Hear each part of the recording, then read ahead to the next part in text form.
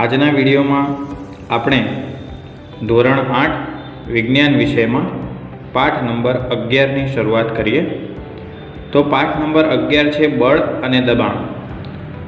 તો આ પાઠમાં આપણે બળ વિશે ભણવાનું છે, બળની અસર કેટલી છે, બરાબર, બળના સૂત્ર, બળનું એકમ, સંજ્ઞા અને દબાણ, દબાણ એટલે શું, વાતાવરણનું દબાણ કોને કહેવાય, બધું જ ભણવાનું છે। તો સૌથી પહેલાં આપણે જોઈએ બળ। તો બળ એટલે શું? તો બળ એટલે પદાર્થ પરની જે અવસ્થાને લીધે પદાર્થની ગતિ, અવસ્થા અથવા આકાર બદલાઈ શકે તેને બળ કહેવાય। બરાબર, બળ એટલે શું કે પદાર્થ પરની જે અવસ્થાને લીધે પદાર્થની ગતિની અવસ્થા અથવા આકાર બદલાઈ શકે તેને બળ કહે છે। જેમ કે કોઈ વસ્તુ સ્થિર છે, બરાબર, આપણે કોઈ ગાડીની વાત કરીએ, કોઈ ગાડી સ્થિર છે તો એને આપણે બળ લગાવીએ એટલે કે ધક્કો મારીએ તો એની ગતિ અવસ્થા શું થાય, બદલાઈ જાય। પહેલાં સ્થિર હતું અને કોઈ પણ ગાડીને ધક્કો મારીએ તો એ ગતિ કરવા લાગે, તો જે ધક્કો મારીએ ને એને શું કહેવાય, બળ કહેવાય। બરાબર, જો લખ્યું છે પદાર્થ પરની જે અવસ્થાને લીધે પદાર્થની ગતિ અવસ્થા બદલાઈ શકે।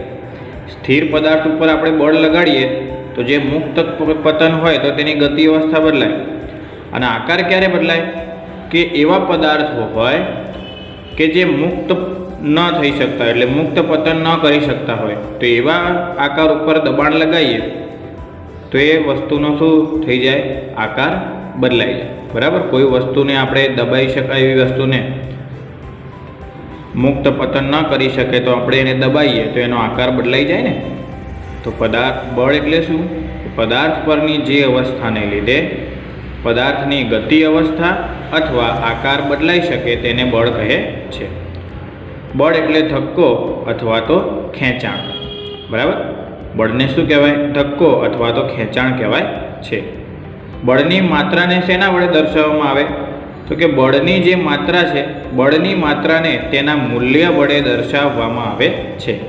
બળનું જેટલું મૂલ્ય હોય એટલી તેની માત્રા હોય છે। બળની સંજ્ઞા F છે, બળ એટલે ફોર્સ, ફોર્સનો F એટલે બળની સંજ્ઞા શું છે, F છે, અને તેનો SI એકમ ન્યૂટન એટલે કેપિટલ N છે। યાદ રાખજો, બળની સંજ્ઞા કઈ, F, અને બળનો SI એકમ કયો છે, ન્યૂટન, કેપિટલ N છે। બરાબર, બળ એટલે શું, તેનું મૂલ્ય, તેની માત્રા તેના મૂલ્યથી દર્શાવવામાં આવે, તેની સંજ્ઞા F છે, તેનો SI એકમ ન્યૂટન એટલે કે કેપિટલ N છે। હવે જોઈએ બળના કેટલાક નિયમો છે। તો જો પહેલું કે જ્યારે બે બળો એક પદાર્થ પર પરસ્પર વિરુદ્ધ દિશામાંથી લાગે છે ત્યારે પરિણામી બળ એ બંને બળોના તફાવત જેટલું હોય છે અને તેની દિશા મોટા બળની દિશામાં હોય છે।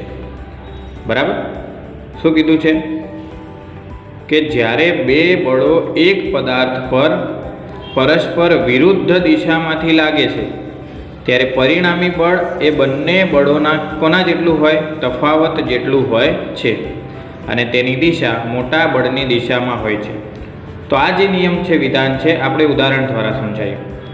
જ્યારે બે બળો એક પદાર્થ પર, એટલે કે ધારો કે કોઈ પણ બે વ્યક્તિ જ્યારે પંજો લડાવે, બરાબર, હાથ વડે જ્યારે પંજો લડાવે તો એક પદાર્થ એટલે બંનેની જ્યારે મુઠ્ઠી જોડાય અને બંને બળ કઈ દિશામાં લગાડે, પરસ્પર વિરુદ્ધ દિશામાં બળ લગાડે। બરાબર, બંને બળ કઈ દિશામાં લગાડે, પરસ્પર વિરુદ્ધ દિશામાં લગાડે છે, ત્યારે પરિણામી બળ કેટલું હોય, બંને બળોના તફાવત જેટલું હોય છે અને બળની દિશા અને તેની દિશા મોટા બળની દિશામાં હોય છે। મોટા બળની દિશામાં એટલે પંજો લડાવતી વખતે જે વ્યક્તિ વધારે બળ લગાડે એની જ જીત થાય, એટલે કે મોટા બળની દિશામાં જ બળની દિશા હોય છે। બરાબર, પંજો લડાવીએ એને આ નિયમ લાગુ થાય। જેમ કે જો જ્યારે બે બળ એક પદાર્થ પર પરસ્પર પંજો લડાય ત્યારે વિરુદ્ધ દિશામાં જ લાગે અને પરિણામી બળ એ તફાવત જેટલું હોય અને દિશા મોટા બળની દિશામાં હોય છે। બરાબર, એવી રીતે બીજો નિયમ છે કે જ્યારે બે બળો એક પદાર્થ પર એક જ દિશામાં લાગે છે, બરાબર, બે બળ છે અને એક જ પદાર્થ પર એક જ દિશામાં લાગે છે ત્યારે પરિણામી બળ એ બંને બળોના સરવાળા જેટલું હોય છે અને તેની દિશા કોઈ પણ એક બળની દિશામાં હોય છે. આ વિધાનને પણ આપણે ઉદાહરણ દ્વારા સમજાવીએ. ધારો કે એક બંધ ગાડી પડી છે, બરાબર, બંધ કાર છે. તો બે જણા એને ધક્કો મારે પાછળથી, તો બે બળો એક પદાર્થ એટલે એક કાર ઉપર એક જ દિશામાં આપણે ધક્કો મારીએ. હવે પાછળથી ધક્કો મારીએ તો ધક્કો મારે બે જણા, તો પરિણામી બળ કેટલું હોય? બંનેના સરવાળા જેટલું હોય. હવે બે જણા ધક્કો મારે તો બંનેની તાકાત લાગે, બંનેનું બળ લાગે, તો બળ કેટલું હોય? બંનેના સરવાળા જેટલું હોય છે. અને તેની દિશા કોઈ પણ એક બળની દિશા તરફ હોય. જેમ કે પાછળથી આપણે ધક્કો મારીએ આગળ તરફ, તો ગાડી આગળ જાય એટલે એની દિશા કઈ હોય? એક બળની દિશામાં હોય છે. તો આ બે વિધાન આપણે ઉદાહરણ દ્વારા સમજાવ્યું. આ જે પહેલું વિધાન છે, નિયમ છે, એ આપણે પંજો લડાવીએ, પરસ્પર વિરુદ્ધ દિશામાં બળ લગાડીએ. અને જે બીજું વિધાન છે કે આપણે ગાડીને કોઈ પણ ધક્કો મારીએ એટલે બે બળ એક જ દિશામાં લાગે છે. બરાબર, આ બે વિધાન તમારે યાદ રાખવાના. હવે જો, જ્યારે બળનું મૂલ્ય અથવા દિશા બદલાય ત્યારે તેની અસર પણ બદલાય છે. બળનું મૂલ્ય બદલાય અથવા તેની દિશા બદલાય ત્યારે તેની અસર પણ બદલાય છે. બળનું મૂલ્ય બદલાય એટલે જો કોઈ પણ ગાડીને આપણે ધક્કો મારીએ, ધીમે રહીને ધક્કો મારીએ તો ગાડીની ઝડપ ઓછી હોય, અને જોરથી ધક્કો મારીએ, બરાબર, ઝડપથી ધક્કો મારીએ તો ગાડીની ઝડપ પણ વધે. એટલે અસર શું થાય છે? બદલાય છે. અને તેની દિશા પણ બદલાય છે. મૂલ્ય અને દિશા બદલાય તો અસર બદલાય છે. બરાબર, આટલું તમારે નિયમોમાં યાદ રાખવાનું. હવે જોઈએ કોઈ પણ પદાર્થની ગતિ અવસ્થા. ગતિ અવસ્થા એટલે શું? કે પદાર્થની જે અવસ્થા તેને ઝડપ અને અથવા ગતિની દિશા વડે વર્ણવવામાં આવે છે તેને પદાર્થની ગતિ અવસ્થા કહે છે. પદાર્થની ગતિ અવસ્થા કોને કહેવાય? કે કોઈ પણ પદાર્થની જે અવસ્થા છે એ તેની ઝડપ અને ગતિ અથવા તો ગતિની દિશા વડે જ વર્ણવવામાં આવે તેને પદાર્થની કઈ અવસ્થા કહેવાય છે? ગતિ અવસ્થા કહેવાય છે. તો કે જ્યારે પદાર્થ પર બળ લાગે છે ત્યારે તેની ગતિ અવસ્થા બદલાય છે. હમણાં જ આપણે વાત કરી કે કોઈ પણ બંધ કાર જ્યારે સ્થિર હોય અને એ કાર પર આપણે બળ લગાડીએ તો એ કાર શું કરે? ગતિ કરે. એટલે જ્યારે પદાર્થ પર બળ લાગે છે ત્યારે તેની ગતિની અવસ્થા પણ શું થાય છે? બદલાય છે.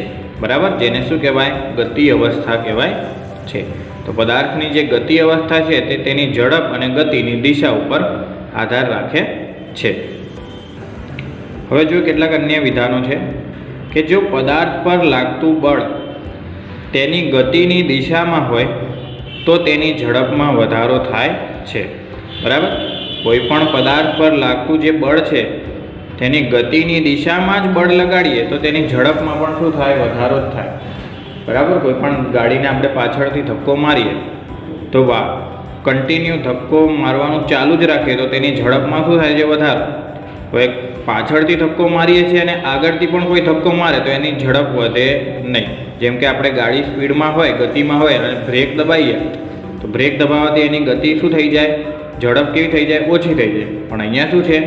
કોઈ પણ પદાર્થ પર લાગતું બળ તેની ગતિની દિશામાં જ હોય. એમ કે જેમ કે ધક્કો આપણે મારીએ તો ધક્કો કન્ટિન્યુ ચાલુ જ રાખીએ તો તેની ઝડપમાં પણ શું થાય છે? વધારો થાય છે. જ્યારે એનાથી બીજું વિધાન કે જો પદાર્થ પર લાગતું બળ તેની ગતિની વિરુદ્ધ દિશામાં હોય, ગતિની વિરુદ્ધ દિશામાં હોય તો તેની ઝડપમાં ઘટાડો થાય. એટલે કોઈ પણ જ્યારે પદાર્થ ઉપર બળ લાગે છે તે બળ એ ગતિની દિશામાં હોય તો ઝડપમાં વધારો થાય અને ગતિની વિરુદ્ધ દિશામાં હોય તો ઝડપમાં શું થાય છે? ઘટાડો થાય છે. હમણાં જ આપણે ઉદાહરણ આપ્યું કે કોઈ પણ ગાડી ચાલતી હોય અને બ્રેક લગાડીએ તો બ્રેક મારીએ તો ઝડપમાં શું થાય છે? ઘટાડો થાય છે. બરાબર, તો તમારે શોર્ટમાં શું યાદ રાખવાનું કે કોઈ પણ પદાર્થ પર જ્યારે બળ લાગે તો એ બળ ગતિની દિશામાં હોય તો ઝડપમાં વધારો થાય અને ગતિની વિરુદ્ધ દિશામાં હોય તો ઝડપમાં શું થાય છે? ઘટાડો થાય છે. બરાબર, હવે જોઈએ કે વસ્તુ જ્યારે ગતિ કરવા માટે મુક્ત ન હોય, એટલે કે સ્થિર વસ્તુ હોય કે ગતિ કરી શકે નહીં કે મુક્ત ન હોય ત્યારે તેના પર લાગતું બળ માત્ર તેનો આકાર બદલે છે. કોઈ પણ વસ્તુનો આપણે આકાર બદલવું હોય તો એને શું લગાડવું પડે? એના ઉપર બળ લગાડવું પડે છે. તો એના ઉપર બળ લાગે કેવા? ત્યારે એનો આકાર બદલે છે. કેવા પદાર્થ ઉપર બળ લગાડવું? જ્યારે પદાર્થ શું ન કરી શકે? મુક્ત ન હોઈ શકે. મુક્ત એટલે હલનચલન કરી શકે નહીં. બરાબર? એવા પદાર્થ પર આપણે બળ લગાડીએ તો માત્ર તેનો શું બદલે છે? આકાર બદલે છે. બરાબર? તો આ બીજા 3 વિધાન પણ તમારે યાદ રાખવા. તો બળની 2 અસરો અહીંયા આપી છે. હવે જોઈએ બળની અસરો. બળની કુલ 2 અસર અહીંયા આપણે બતાવી છે. પહેલી, પદાર્થની ગતિની અવસ્થા બદલાવી, એટલે કે બળ લગાડીએ તો પદાર્થની ગતિ શું થઈ જાય? ગતિ અવસ્થા બદલાઈ જાય. બીજું, પદાર્થનો આકાર બદલાવ. તો જ્યારે કોઈ પણ પદાર્થ મુક્ત થઈ શકે, એટલે કે મુક્ત હોય ત્યારે તેની ગતિ અવસ્થા બદલાય, અને પદાર્થ મુક્ત ન હોય તો પદાર્થનો શું બદલાય છે? આકાર બદલાય છે. જેને શું કહેવાય છે? બળની અસર કહે છે. બરાબર? બળની અસર તમારે યાદ રાખવાની. 2 અસર છે. હવે આપણે જોઈએ બળના પ્રકારો. બળના કેટલા પ્રકાર છે? તો કે બળના 2 પ્રકાર છે, સંપર્ક બળ અને અસંપર્ક બળ. બળના કુલ કેટલા પ્રકાર છે? 2. કયા કયા? સંપર્ક બળ અને અસંપર્ક બળ. તો સંપર્ક અને અસંપર્ક નામ ઉપરથી આપણને ખબર પડે. તો જોઈએ સંપર્ક બળ કોને કહેવાય અને એના ઉદાહરણ. સંપર્ક બળ કોને કહેવાય? કે જ્યારે 2 કે વધારે પદાર્થો એકબીજાના ભૌતિક સંપર્કમાં હોય ત્યારે તેમની વચ્ચે પ્રવર્તતા બળને શું કહેવાય છે? સંપર્ક બળ કહે છે. કોઈ પણ 2 કે અથવા વધારે પદાર્થો એકબીજાના શેમાં હોય? ભૌતિક સંપર્કમાં હોય, એટલે કે એકબીજાને અડેલા હોય, ભૌતિક સંપર્કમાં હોય ત્યારે તેમની વચ્ચે જે બળ પ્રવર્તે છે એને કયું બળ કહે છે? સંપર્ક બળ કહે છે. ઉદાહરણ તરીકે સ્નાયુ બળ. સ્નાયુ એટલે આપણા શરીરના જે સ્નાયુ છે એના ઉપર જે બળ લાગે છે એને સ્નાયુ બળ. ઘર્ષણ બળ.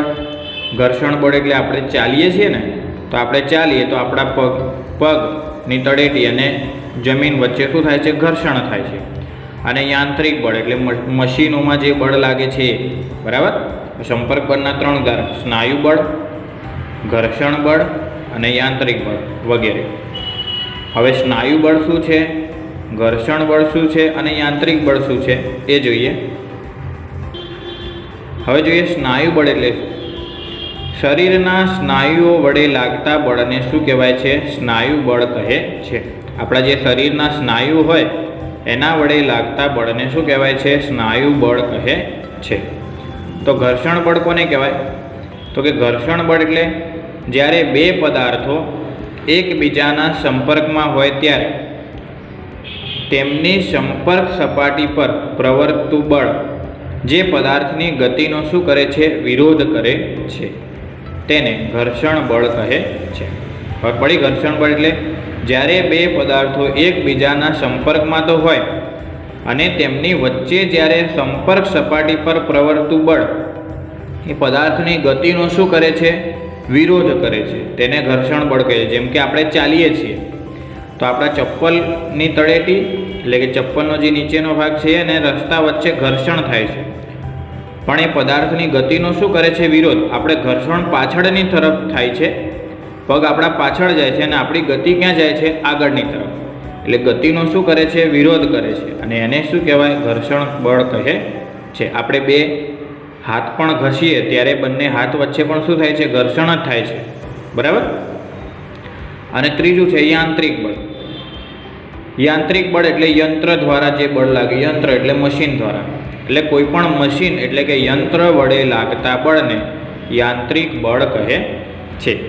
જે મશીનો વડે જે યંત્ર એટલે કે મશીન વડે બળ લાગે છે એવા બળને શું કહેવાય છે? યાંત્રિક બળ કહે છે. તો સંપર્ક બળના 3 ઉદાહરણ: સ્નાયુ બળ, ઘર્ષણ બળ અને યાંત્રિક બળ. એના વિશેની પણ આપણે વ્યાખ્યા લખી છે. બરાબર? અહીંયા બળનો પહેલો પ્રકાર સંપર્ક બળ પૂરું. હવે બળનો જે બીજો પ્રકાર છે અસંપર્ક બળ એ જોઈએ કે અસંપર્ક બળ એટલે શું. હવે બળનો જે બીજો પ્રકાર છે અસંપર્ક બળ એ જોઈએ કે અસંપર્ક બળ એટલે શું. તો કે વસ્તુનો કોઈ બીજો બીજી વસ્તુ સાથે ભૌતિક સંપર્કમાં ન હોય, અસંપર્ક એટલે સંપર્કમાં હોય નહીં, એટલે કે વસ્તુનો કોઈ બીજી વસ્તુ સાથે ભૌતિક સંપર્કમાં ન હોય ત્યારે તેના પર દૂરથી લાગતા બળને શું કહેવાય છે? અસંપર્ક બળ કહે છે. તો કે બે વસ્તુ પર જ્યારે દૂરથી બળ લાગે તેવા બળને શું કહેવાય છે? અસંપર્ક બળ કહે છે. જેમ કે જો ચુંબકીય બળ, બે ચુંબકો વડે જે બળ લાગે દૂરથી એને ચુંબકીય બળ, સ્થિત વિદ્યુત બળ, ગુરુત્વાકર્ષણ બળ વગેરે. આ બધા જે બળના જે પ્રકાર છે એ શું છે? અસંપર્ક બળ છે. તો અસંપર્ક બળ એટલે ચુંબકીય બળ, સ્થિત વિદ્યુત બળ અને ગુરુત્વાકર્ષણ બળ. બરાબર. હવે ચુંબકીય બળ એટલે શું, સ્થિત વિદ્યુત બળ એટલે શું અને ગુરુત્વાકર્ષણ બળ એટલે શું એ જોઈએ આપણે. તો કે ચુંબકીય બળ એટલે ચુંબકીય પદાર્થ અથવા તો ચુંબક વડે બીજા ચુંબકીય પદાર્થ પર લાગતા બળને શું કહેવાય છે? ચુંબકીય બળ કહે છે. એટલે ચુંબકીય પદાર્થ ચુંબક વડે બીજા ચુંબકીય પદાર્થ પર લાગતા બળને શું કહેવાય છે? ચુંબકીય બળ કહે છે. બરાબર. બે ચુંબકો વડે કોઈ પણ પદાર્થ પર બળ લાગે એને ચુંબકીય બળ કહેવાય છે. હવે જોઈએ સ્થિત વિદ્યુત બળ. તો સ્થિત વિદ્યુત બળ કોને કહેવાય?